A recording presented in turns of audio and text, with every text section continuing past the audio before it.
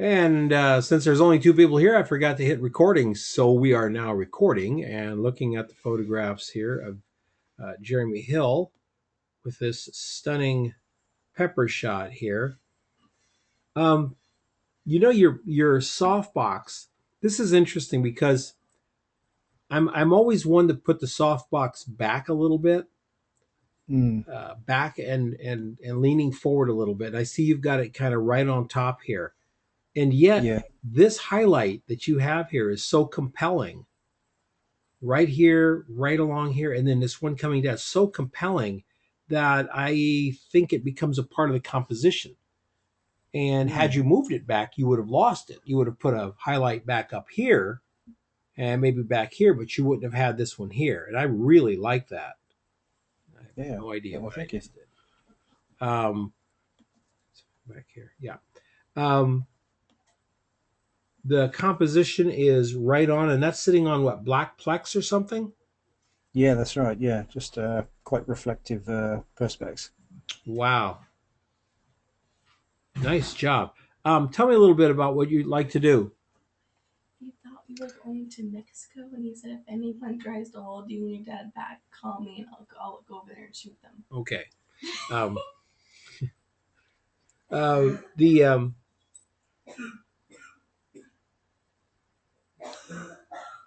the composition on this, that are you like a food shooter? Is it food that you really like to do? No, it's. I mean, I quite enjoy a lot of macro work over the years, but mainly because I haven't been able to afford, expensive lenses, so I kind of use reversal rings and that type of thing. So Mm-hmm. I tend to do a lot more sort of close-up shots. So What feel kind of quite camera comfortable with this one. are you using right now?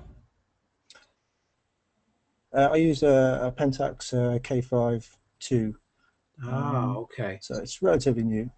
Yeah, and And this was with a the problem with the Pentax, like the Olympuses and stuff, is they only take the new lenses.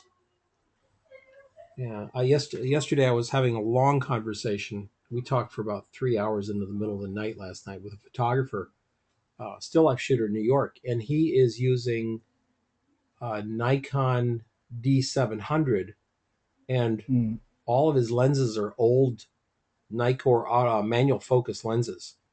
He mm, doesn't even have the IS lenses. He just has the old um, the old Nikors, and he's loving it because they'll go on the front of his camera. He just picked up a 24 millimeter f2 for $140. wow, Yeah, pretty yeah, interesting. And there's a there's a different patina to the image when it's shot through old glass versus the new computerized, digitally um, optimized glass. There's a difference. I like the difference. It's sharp, but the highlights, the transitions are so much smoother. It's like what they wanted to do with digital glass was to increase the exposure. I mean, mm, increase the contrast. And so on the older lenses, the contrast is much softer. And we all know how easy it is to bring contrast back into a picture now. You know, yeah, slide the clarity slider or whatever you want to do, and you've got it. That's a lovely shot there, Jeremy. Um, yeah. you Well, got to be thanks, Dan. pretty proud of that one. Yeah, thank you. Yeah, I'm quite pleased with it because I don't have a lot of gear, so I'm only have one speed loader at the moment, so I'm Okay. kind of limited with what I can do. Um, but You yeah, are, and you're not. No, no, no. The cool thing, I just did an interview with Scott Tepfer. I haven't put it up yet because I've got to do more to the. I've got to break it in half. We ended up talking an hour and a half, and that makes a very long YouTube. So I'm going to break it into half. Um, but I was talking to Scott about his gear, and he shoots with a. We bought an Olympus thing at a camera store for $250. Brett, you'll get a kick out of this. He got an Oli 2 with a 24, a 50, and a 135. I think it, yeah, 24, 50, 135, and the Oli 2, and he got it for $240. And he well, said it looks like it was never taken out of the box.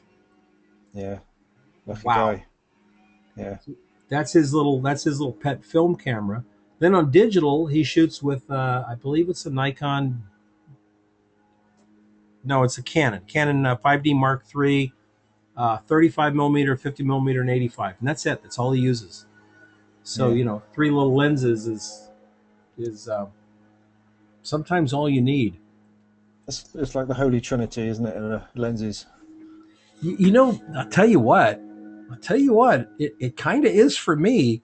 Um, I'm looking at that 35 millimeter 1.4 and just kind of drooling in a way.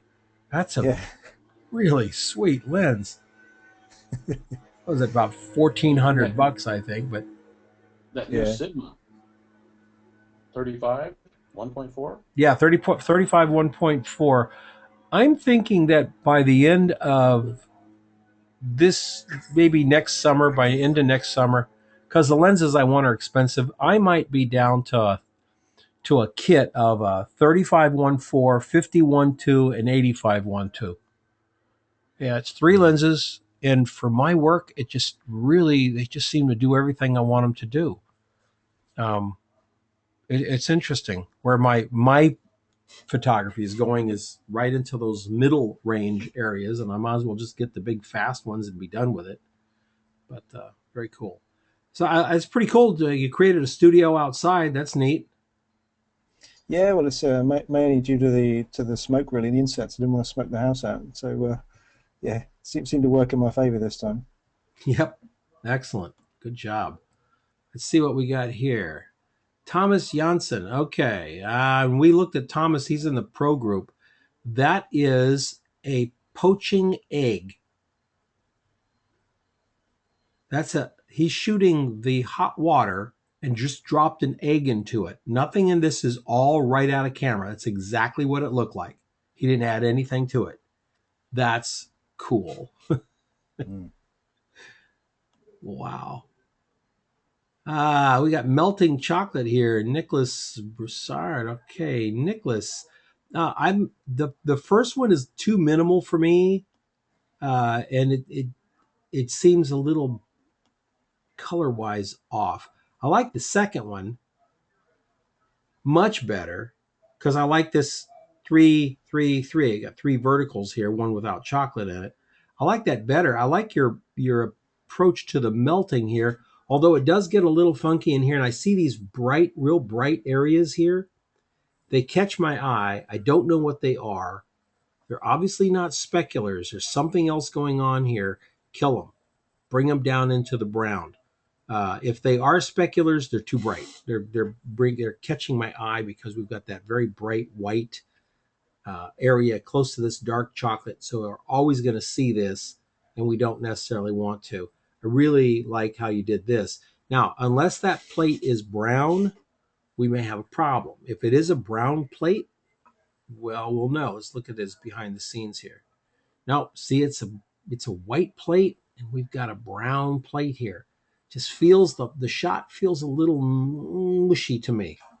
I wish it was a little bit brighter. I don't mind a little bit of color cast. That's probably fine. Oh, he's actually creating the color cast, isn't he? He sure is. Yep. All right. So that's what he wanted. Well, if that's what he wanted, then I guess that's fine. Um, that becomes an artistic decision. Um, yeah, that pretty cool. Watch your melt. Always try to make the most perfect melt you can. You may have to melt 15 or 20 of these to get the perfect melt, but that's the name of the game there. Very cool. Good attempt there. And Chemcleat, we got Atlantic wasabi sauce. Oh, okay. We got the wasabi sauce. We got the very dark horse. The horse is too dark. Chemcleat, it's too dark because this just jumps out and you hardly even see this horse over here. Really need to get the highlights back on the horse, and we also need to get your lights not in front but back here so we have this highlight running down the side of the jar, which will give us separation. it'll separate the jar from. See how the jar goes to black here, Camcleat? What's happening is we've got our light up front here. You can see the specular of the light, and then as the jar goes around, it's got nothing to reflect. So even if you left your lights there, we've got to get some white cards back there to get this thing to separate. And if we're going to show the top of this cap like this, really think we need to get a something back there to reflect, because if there is, and it looks like there might be something a little bit, it's not enough. It just that cap dies. It's too dark, and there's nothing there. So okay, great. Okay. Wow, we got all of those lights going off. Hole in the base, kicker light, kicker light. Okay. Interesting. Wow. This light's really far away. Camcleat. Usually when I'm working, I've got my lights in really, really close. I think this light's so far away that it's really, instead of filling, it's actually causing the light to be flat. The farther away the light is, the flatter the light is. But that's very cool that you showed us the setup shot. That really helps. Better, but we still can't see the horse. I like the egg on there now. And again, look at this. We've got the kickers back there, but they're really not helping the top of the egg.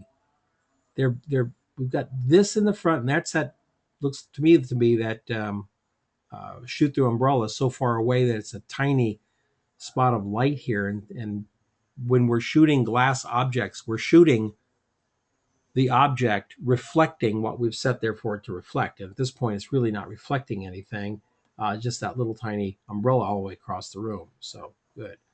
Chris Dean, go with chili peppers, red and green. Chris, this is very nice again. Yeah, it's okay. It's not a bad shot at all. I love the light that she uses. Very tall light. Love how the light goes right up, gives us this nice gradient background, a little bright back here.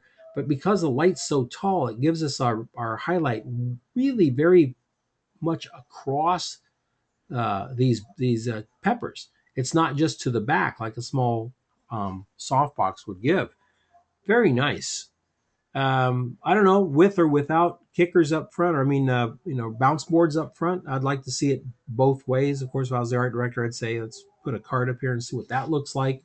I think your artistic decision to not put it there, I could live with that because I think it's dramatic enough to do it. Composition's very cool. Very cool. You've created a fish or something going on here. I don't know if that was intention, but that's certainly what it looks like.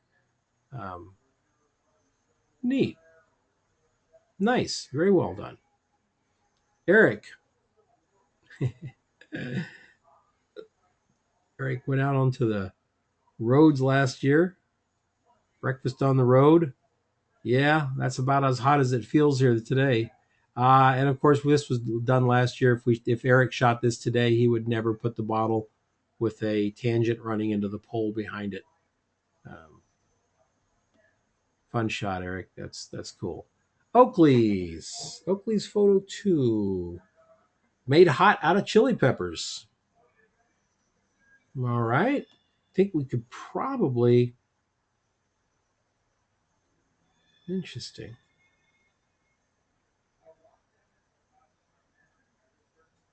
I actually like that shot, the setup shot, better than I like the chili shot.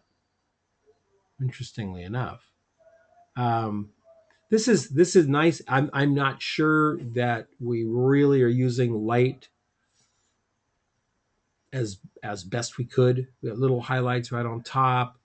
We've got these cool chili peppers, and I just wonder what else we could have done. I think not exactly the image he had in his head. Okay, it's all right. Yeah, it's all right. It's not this one's kind of cool. If I crop this off over here, and I just showed this couch with this black thing and this peppers down here. I kind of like that. How nuts is that? But I do. Thad G, cold one on a hot day.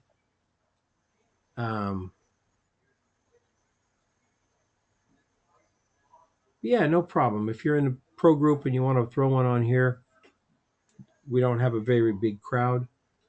We got Brett from Seattle, and Jeremy's half asleep over there in the UK. So, I love you guys who stay up late. It's the committed ones that get stuff done. I'll tell you. That's a pretty nice little shot there, Thad G. Your little spray of light is great. I love that you kept the handle in here. These are really nice. This is what this one here bothers me. I don't know what this is. There's not enough detail. I do know what it is. It's an ice cube. There's not enough detail here, so it kills this Strawberryta can here. And if I was going to have this ice cube in here again, I think I'd put it in front of the glass so that we could see some of the color through it, give it some texture and some reason to be there, and not to hide the glass. I hide the can because it's just pure white. So this part of the can goes right into it. Looks like a mistake, and I know it was a mistake. Nicely done. I have to talk about how to make cans look wet and cold. F11. As the sun has seen an umbrella in between and so reflected from the right, get some of the drops. That's really pretty, F11. Wow. I love your depth of field, the flare coming in here on the glass. Shooting the sun flare itself makes it look hot. Yeah, that's really very, very cool shot. The location shot with the sun behind the camera. Okay. If you're going to have a photo studio, you might as well have one on the golf course with a big umbrella. That's a really seriously nice shot, F11. I would hope that we could see a series of shots similar to this, because I think that would really, really rock your portfolio. And having this little bit of the table come in here, grab the glass, we can see the red straws in here, straws going up and out of focus. I don't know. It doesn't say here, does it? No. Oh, it says soft focus lens, very little post processing. Oh, so you must be using like one of those Canon or Nikon soft focus lenses. Very cool. Nicely done, F11. And that's it. That's our list for today. Except, of course, this is one from Nick from last year that we really liked, and beautiful shot from Nick. There's more of this in his portfolio now than when he shot it, which is kind of cool. So anyway, that's it. And Jeremy, if you got a question, now's the time to lay it on me. And if not, we'll let you go to bed. No, there's nothing that springs to mind on. So I'll head off to bed in a minute, I think. Okay. Thank you. I'm awful glad that you're doing the project with us. Stick with it. Me too. Fantastic. All right, guys. I'll talk to you later. All right. Cool. Cheers. Right. Good night.